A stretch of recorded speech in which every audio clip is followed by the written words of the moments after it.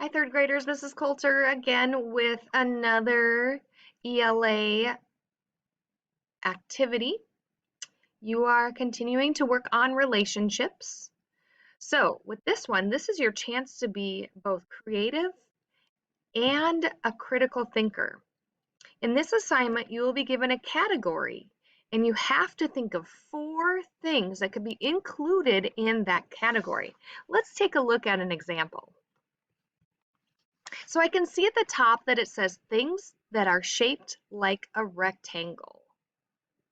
What I need to do is think of 4 things that fit into that category and then write them on the lines.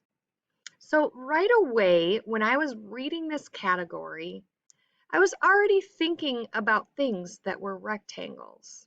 The first thing that came to my mind, and I'm going to write down, is a book.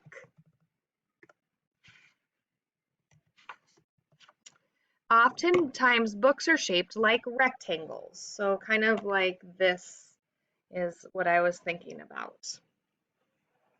Another item that I thought of was a bookcase. Oftentimes bookcases are shaped like a rectangle. Then I had to think for a little bit because the first 2 were easy for me. So I then thought of, as I looked around my classroom, and I thought, what about my whiteboard? That is a rectangle. Okay, so then, okay, I need one more thing. So as I was looking around my room again, I thought, the tables in my room. Those are also rectangles. So if you noticed, even Mrs. Coulter had to think for a little bit. So I want you to make sure that you are being a critical thinker and you're creative with your answers. So there are 9 slides on this activity, and you are going to need to complete them all.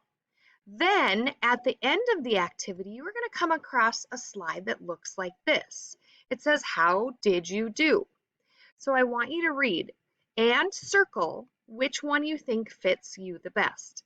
This activity was really hard. This activity was the right difficult, and made me think.